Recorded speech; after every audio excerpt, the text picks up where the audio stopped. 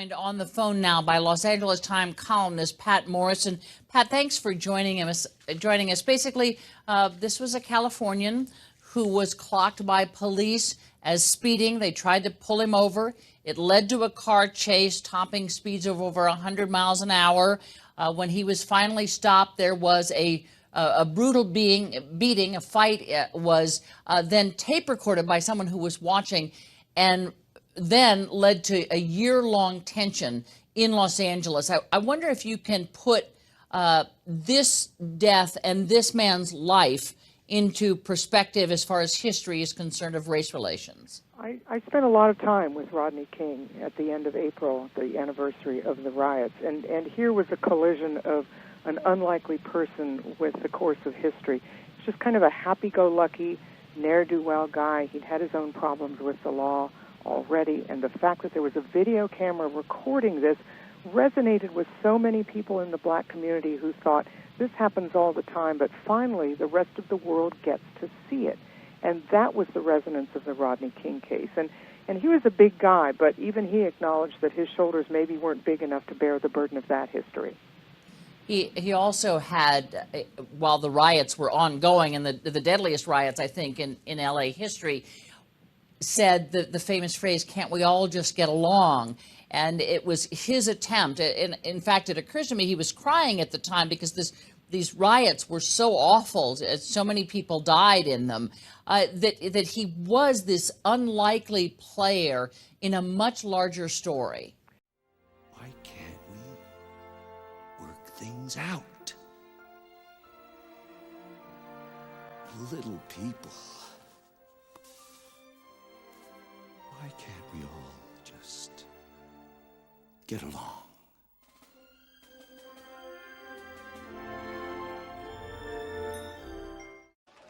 Hi, I'm Rodney King. And I'm Reginald Denny. And we're here to give you young people a friendly word of advice. Always think before you act. Right? See, it's not whether you win or lose, but is it over when the fat lady sings? Can't we all just get along? Can't we all just get along? Can't we all just get along? So take it from us, Reginald Denny. And Rodney King, stay in your car.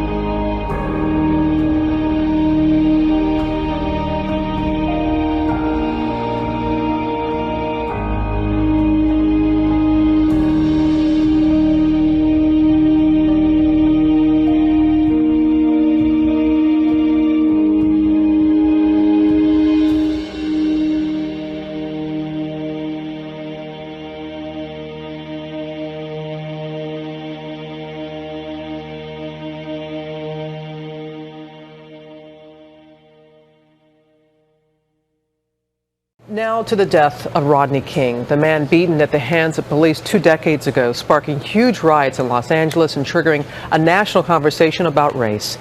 ABC's Cecilia Vega has a look at the life of the man whose simple words had a big impact. Can we all get along?